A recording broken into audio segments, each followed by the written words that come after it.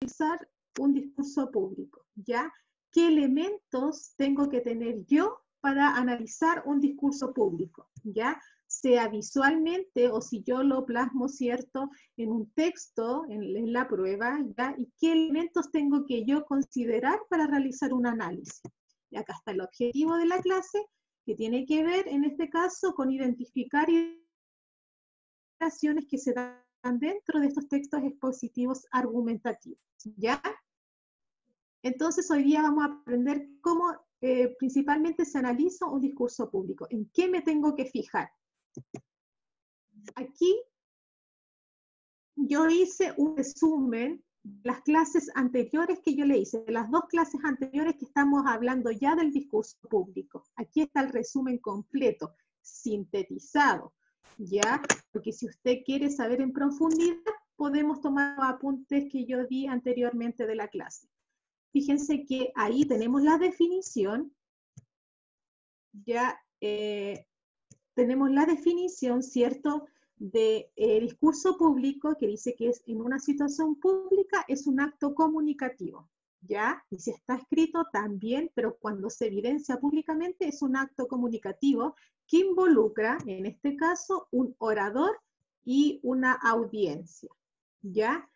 ¿Qué elementos, según cierto Van Dijk, en este caso un lingüista que analiza estos discursos públicos, dice que existen 3 análisis para poder, cierto, investigar cómo se dan estos discursos públicos? Cuando hablamos del primer análisis, que se centra en el proceso enunciativo, ¿cierto?, que nosotros denominamos al principio de cuando empezamos, ¿cierto?, que lo vimos cuando en clases presenciales, el tema de la enunciación, que es el proceso comunicativo que se da alrededor del discurso público. Y que primero alude a los participantes. Entonces, cuando analicemos el discurso público, y que tiene que ver con el centro, en este caso, del proceso de la enunciación, partimos con el análisis, ¿cierto?, de los participantes. ¿Quién participa en este proceso de enunciativo? Tenemos el emisor, el receptor, el tema, el lenguaje y el contexto. El emisor, ¿cierto?, es quien me transmite el mensaje. El receptor es a quién está dirigido el mensaje, ¿ya? Fíjense que cuando es un discurso público, ya, y si nosotros lo evidenciamos visualmente, en este caso el premio Nobel que fue entregado a esta niña Malala, y que nosotros lo vimos visualmente a través del canal de YouTube, ya vimos que el público, ¿cierto?, era el público que estaba durante esta ceremonia. Entonces el receptor había que aludir a eso. El tema, ¿cierto?, es lo que se está reflejando, es la información que se da en este discurso público, ¿ya? El lenguaje tiene que ver con que si es formal o informal, ya si es proxémico este lenguaje, si es más cercano o más distanciado, ya según el nivel jerárquico que existe entre el interlocutor y el receptor. Y el contexto es la situación que rodea, ¿cierto?, esta idea de proceso enunciativo. La situación tiene que ver, el contexto tiene que ver con la situación, en qué momento se da, en qué situación del día, en qué, por ejemplo, en qué momento, si es una ceremonia, un acto religioso, un acto político, un acto vecinal. Según parte de este proceso, análisis de este proceso de la enunciación, la posición del emisor frente al tema. Y aquí hubo muchas dudas porque había que sacarlo del contenido, ¿cierto?, para poder analizar la guía REMED que les di. Decimos que la posición del emisor frente al tema tiene 4 formas de poder enfrentarse a la situación que va a explicar. Puede ser una forma ética, es decir, nosotros nos habla de cómo habla, ¿cierto?, al momento de expresarse, ya críticamente, para con otra situación, ya existen en este preciso momento, ¿cierto?, cuando es crítico, algunos argumentos, ¿cierto?, donde expresa esta forma crítica, ¿cierto?, de lo que está hablando. Admirativa, ¿cierto? Existe una parte de, vuelvo a reiterar la palabra, admiración, todo lo que está diciendo, reflexiones morales, ¿ya? reflexiva, que es un parecido a la admirativa, pero tiene que ver con el concierto reflexión humana de las ideas, y problematizadora siempre tiene que ver con la posición del emisor, cuando siempre alude a preguntas, ¿cierto? Y retóricas, y que da, ¿cierto?, a la audiencia. ¿Por qué sucede esto? ¿Por qué crees tú que está sucediendo esto en el mundo? Y al ser muchas preguntas, está aludiendo a una posición problematizadora. También decimos que dentro del proceso de la enunciación tenemos el análisis de los elementos extralingüísticos, que tiene que ver con la parte, ¿cierto?, no del habla, sino que de los gestos, de la tonalidad del emisor, cómo es su forma de hablar, cómo se expresa esto frente a la audiencia, ya cuál es su tono, su grado de voz, ya los gestos, porque fíjense, cuando uno se expresa siempre hace esto, o a veces uno habla estáticamente y lo hace con un propósito, o hace gestos, ¿cierto?, para enfatizar lo que estoy diciendo. La postura, cómo estoy parada, ¿cierto? Si quiero dar una jerarquía, cómo estoy hablando, ya la postura siempre del emisor representa algo. ¿Cómo es la disposición del oyente? Fíjense que si nosotros vemos videos, también podemos ver la forma en que la gente mira, ¿cierto?, la audiencia a este interlocutor, si está aburrido, si está atento, ¿cierto?, si está haciendo otra cosa. La reacción también lo podemos evidenciar. Y eso es en el análisis que se da en el proceso enunciativo. En la parte de la estructura, que la estructura tanto escrita, que es más fácil verificar, también se puede dar cuando nosotros estamos hablando en el discurso público. Por ejemplo, sabemos cuándo está introduciendo el interlocutor su discurso público. Presenta lo que va a dar la bienvenida a las personas que se encuentran que están presentes, ¿cierto?, en el lugar donde va a dar su discurso público. Entonces ahí decimos, entonces esta es la introducción. La exposición del tema, damos cuenta cuando ya hay un desarrollo gradual, ¿cierto?, de los argumentos. ¿Ya?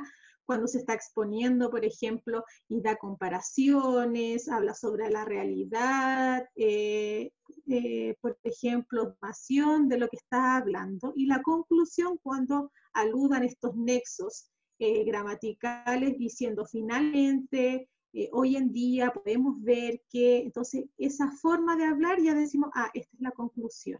Ya entonces depende de los nexos también, de cómo nosotros nos expresamos, de las conexiones, para poder identificar la introducción, exposición del tema y conclusión. Y dentro de la estructura también tenemos, de acuerdo a la finalidad que persigue, ¿cierto?, esta idea del discurso. Hay textos, ¿cierto?, expositivos, y también que se hablan, que son descriptivos, es decir, describo mucho a las personas. Hay momentos de mi discurso donde describo la realidad, y cuando estoy describiendo, estoy haciendo la finalidad descriptiva. Cuando estoy narrando, es decir, contando una anécdota dentro de un espacio, de un tiempo, estoy haciendo un discurso público narrativo. Estos tipos de finalidad nunca va a ser una que predomine. Siempre van a haber pausas, ¿cierto?, donde puede predominar lo descriptivo, narrativo, argumentativo, informativo. No es que sea en general, sino que a veces está pausado dentro, o se puede uno en general dentro de todo el discurso público. También hay momentos donde el discurso público suele ser principalmente argumentativo, ya donde se da la opinión, estas reflexiones. O también hay partes del discurso público que son informativos, que solamente doy cuenta de la realidad de manera objetiva, ¿ya?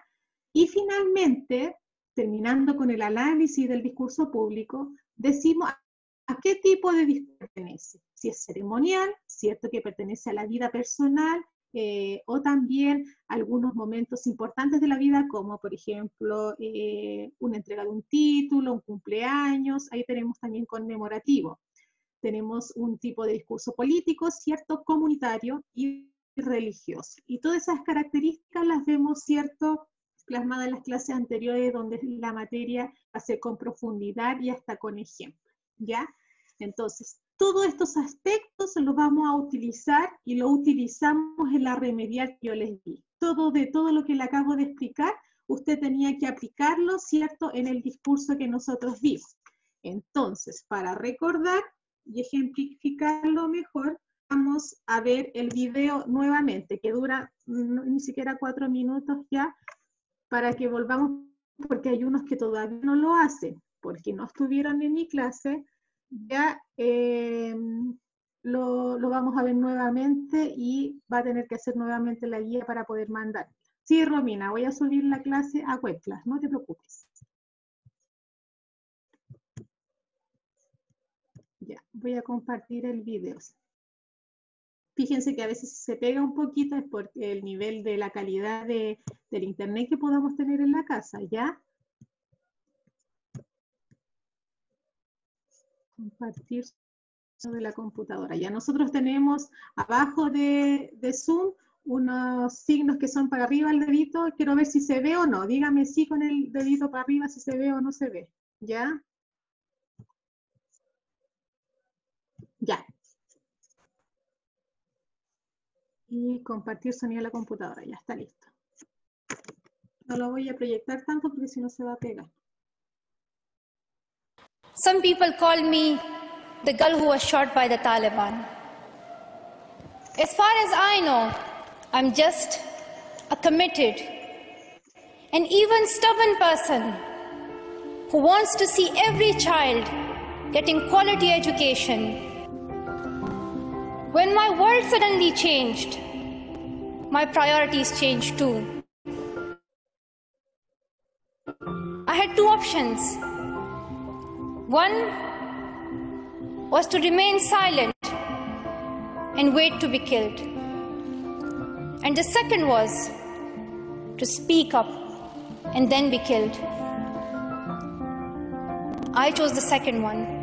I decided to speak up. I tell my story, not because it is unique, but because it is not. Though I appear as one girl, 5 foot, 2 inches tall, if you include my high heels.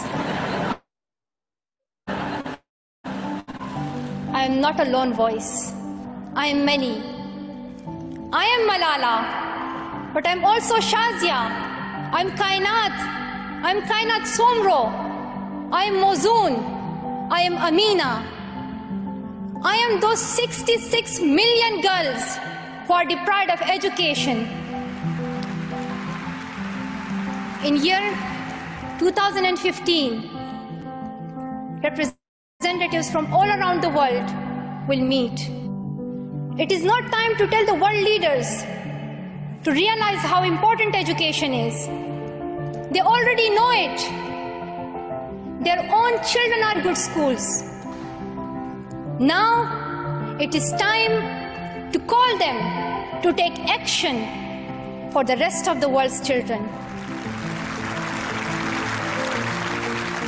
So it becomes the last time that we see a child deprived of education. Let this end with us. Let's begin this ending together, today, right here, right now. Let's begin this ending now. Thank you so much. Thank you. Ya. Eso es lo que tenían que analizar, ¿cierto? Este discurso de esta niña, ¿cierto? Malala, de esta niña talibán, ¿cierto? Que cuenta su experiencia sobre la desigualdad de su educación, ¿cierto? En este caso, de la parte de Afganistán, ¿ya? Esta desigualdad social, esta condición de ser mujer, ¿cierto? Y que se le es privada en esta parte de la educación. Eso tenía que ver y analizarlo, ¿cierto? En su guía.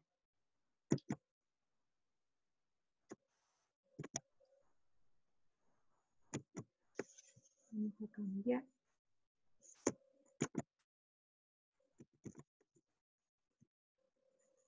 Queda pegada ahí.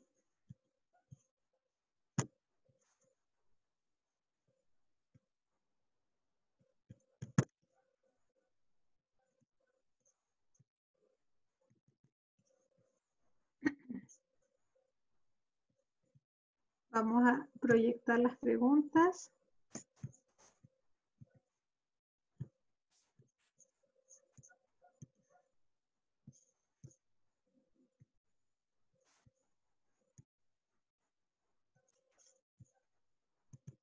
para poder responder.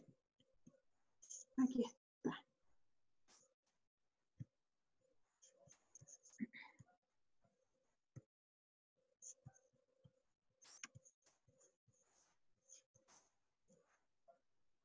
Ya. Para aquellos que no han hecho la guía y también como retroalimentación, vamos a analizar las preguntas entonces que vimos.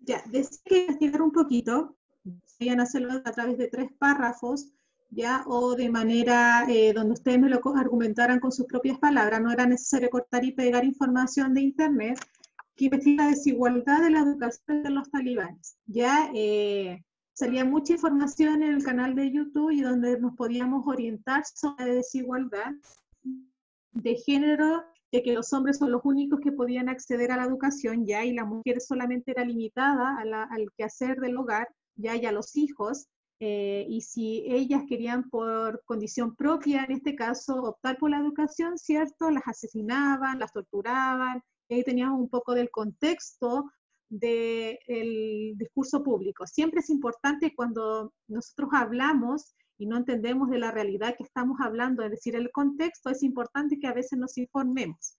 Como por ejemplo, discursos que dan políticos o conmemorativos de repente en la televisión, y nosotros no sabemos de qué está hablando, siempre es importante también informarnos de manera personal del contexto en que se está realizando o de qué está hablando, en este caso, ¿ya?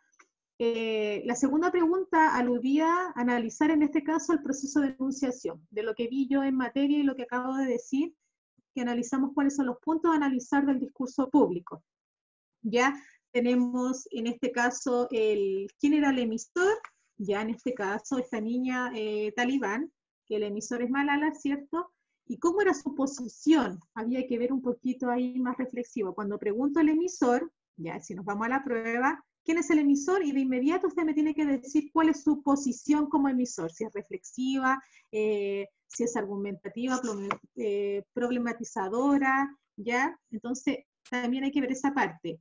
El emisor era Malala, en este caso tenía una posición reflexiva sobre lo que estaba hablando, porque fue ella lo que vivió, ¿cierto?, esta idea de desigualdad, y ella está luchando, ¿cierto?, por la igualdad de derecho de educación y también por la educación igualitaria alrededor de todo el mundo. ¿Ya?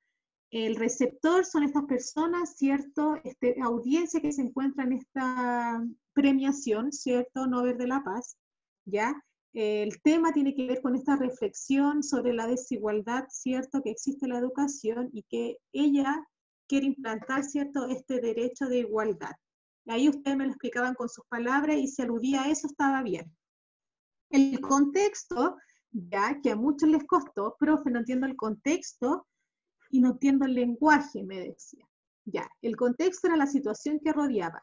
Si yo no tengo idea quién era ella, ya, y si yo aludía, colocaba el título Malala, podría perfectamente usted indagar e informarse quién era ella. Yo busco, ¿era Malala? Ah, ya, era ella. ¿Por qué está dándose curso? ¿Dónde está? Tampoco lo dice el video. Aquí está. Y entonces podría haber investigado, está viendo el Premio Nobel de la Paz. Podría decir ahí que estaba recibiendo el Premio Nobel de la Paz, ¿ya? Entonces el contexto era la situación esa que acabo de decir. Y el lenguaje tiene que ser formal, más cotidiano, más cercano, porque ya no usa tecnicismos, ¿cierto?, tan formales para expresarse. Ya si era formal, ya porque no habla tantas palabras coloquiales que de su idioma, sino que trata de ser un poquito más formal en la situación en que se está enmarcando. Después decía, ¿cuáles son los elementos extralingüísticos que están presentes aquí? Fíjense, del mundo le hace así con el dedo, ya trata de ser más figurativa. Fíjense que la presencia, como está vestida, está caracterizada en con su tradición, ya con su vestimenta. Ella no se viste de otra forma para recibir su premio, ya tiene que ver mucho con su origen, con en este caso con defender su derecho, por ello ella mantiene su vestidura. Ya, tiene que ver con la tonalidad, fíjense cómo habla, como una persona en este caso humilde, sencilla, pero que además con su tonalidad muchas veces se torna así como más fuerte, más potente para que el mensaje llegue, ¿cierto?, más directamente. Otra, en la postura, en cómo se encuentra parada, fíjense, a pesar de su estatura y su vestimenta y lo que puede reflejar como humildad, ¿cierto?, su sencillez, también demuestra cierta preponderancia en la forma en que habla, ¿cierto?, y en el discurso que está hablando. Entonces son características extralingüísticas que nosotros podemos solamente apreciar cuando está hablando una persona, ¿ya? En la parte 4 había que leer un pequeño texto que yo extraje de ese discurso, ¿ya? Y que hablaba, ¿cierto?, cuando mi mundo cambió repentinamente, mis prioridades también cambiaron. Tenía dos opciones. La primera era seguir callándome y esperar a que me asesinaran. La segunda era alzar mi voz y después ser asesinada. Escogí la segunda opción, decidí alzar mi voz, ¿ya? ¿Qué tipo de argumentos utiliza Malala para dar a conocer el tema de su exposición? Estos tipos de argumentos los vimos al inicio como retroalimentación, ya cuando nosotros entramos a clase, hicimos guía de argumentación donde vimos tipos de argumentos, tipo argumento de experiencia personal, emotiva, autoridad y muchos más. Entonces había que decir ahí qué tipo de argumento que utilizaba es de experiencia personal, porque ella vivió lo que está sucediendo, muchas veces lo enuncia implícitamente, ¿ya? Porque dice yo soy y nombra a cada mujer talibán, ¿cierto? Entonces está hablando de una experiencia personal. Entonces esos tipos de argumentos, no alude a un argumento, por ejemplo, de autoridad, diciendo tal persona investigó de esta desigualdad. No está siendo como muy ajeno, muy objetivo a lo que está exponiendo. El discurso público que está anunciando es más personal, más reflexivo. Por eso utiliza esos tipos de argumentos. 5. ¿A qué tipo de discurso pudo tenerse el dado por Malala? Si nosotros ya investigamos que ella está recibiendo el Premio Nobel de la Paz, porque ella representa esta figura humana, ¿cierto? Esta mujer de desigualdad de derechos, ¿cierto?, de oportunidades en cuanto a su educación, y por su forma de hablar y hablar sobre la vida, de las igualdades, ¿cierto?, le otorgaron este premio Nobel como representación, ¿cierto?, a esta niña que sobrevivió, ¿cierto?, de la desigualdad de los talibanes, ¿ya? Entonces, el discurso público, ¿qué es? En este caso, conmemorativo, ¿ya? Porque corresponde a la entrega del premio Nobel de la Paz, en este caso en el 2014. Y 6, ¿cuál es el mensaje reflexivo que se da a conocer la interlocutora del discurso y cuál será su finalidad? Ya, eso tiene que ver con comprensión lectora, ¿ya? Si yo estoy enunciando algo, al final tengo que preguntar, ¿qué me habrá dicho? ¿Me habrá dicho una reflexión? ¿Ya? ¿Y cuál será? Entonces era solamente como darme un resumen del discurso que se dio ahí en el video que yo les mostré. ¿Ya? Y es esta idea de la igualdad de educación que se reitera en todas las preguntas, ¿cierto? Y que se aludía a alguna parte, ¿cierto?, de análisis del discurso. Eso era la remedial, ¿ya? Entonces, realiza un discurso de esa forma, ¿ya?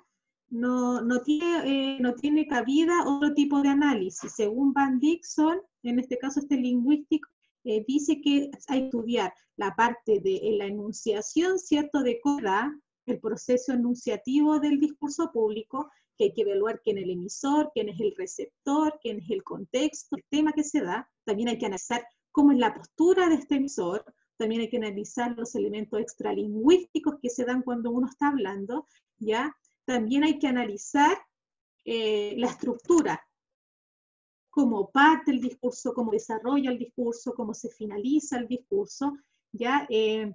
También hay que analizar cuál es el origen de este tipo de discurso, si es conmemorativo. Fíjese que no son cosas tan difíciles, ¿ya? Solamente hay que tener comprensión lectora de lo que yo estoy hablando. Y eso son los discursos públicos. Así vamos a analizar discursos públicos. ¿Ya?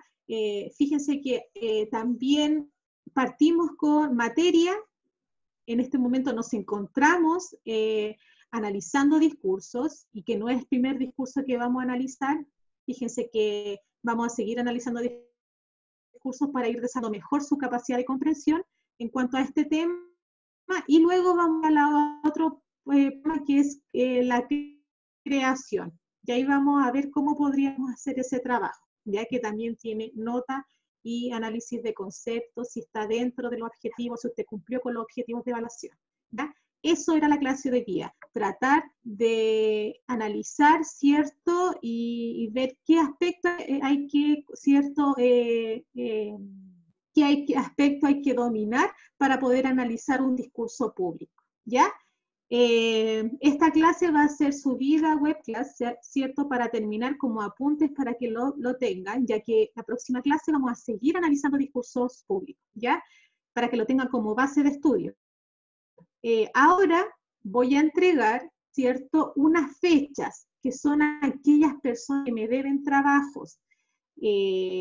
UTP los dio a los profesores que nosotros fijemos fechas para entregas de trabajos pendientes, ¿ya?